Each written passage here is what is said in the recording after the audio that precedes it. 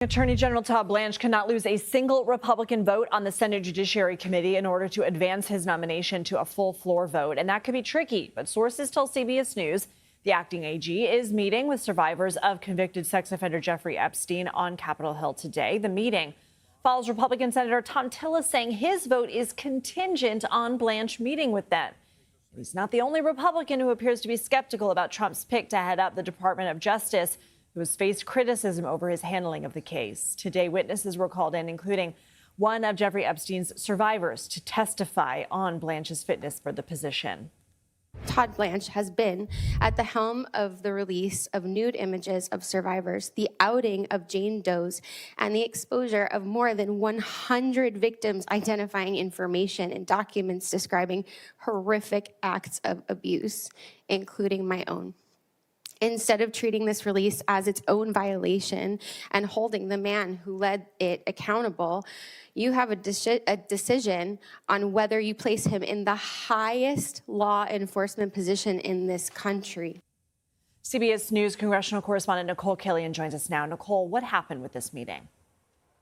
Well, we don't know the full readout just yet, but what I can tell you is I did speak with Danny Bensky, who you just heard from there, who testified today opposing Blanche's nomination precisely because of the way in which the Department of Justice handled the release of the Epstein files, as she noted in her testimony today, and told me, you know, her name was one of those that was not redacted when those files were released earlier this year. And so that has really had a negative impact on many of these survivors having their personal names, information out there in the public domain. And while the acting attorney general did apologize for those errors, it still was not satisfactory to Bensky. Here's what she told me about what she would tell Blanche during a meeting if it were to happen.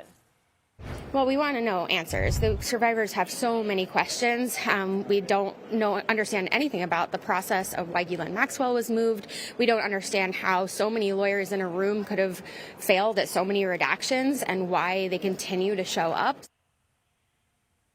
So again, this is a meeting that Bensky and some of these other survivors have been pressing for some time now. In fact, even pressing for a meeting with Blanche's predecessor, Pam Bondi, when she was still in the role. So this is significant that Blanche did finally take this meeting. Of course, it did come with some pressure from lawmakers, most notably, as you mentioned, Thom Tillis, who said during the second day of this confirmation hearing that he would not vote on Blanche's confirmation until a meeting was had. You also have ranking member Dick Durbin, who said at one point during this hearing that he didn't even believe a vote should be held on Blanche's confirmation on the Senate floor unless a meeting occurred with these survivors. So again, we'll see if this has any bearing or impact on his confirmation chances. But certainly today's meeting has been a long time in the making.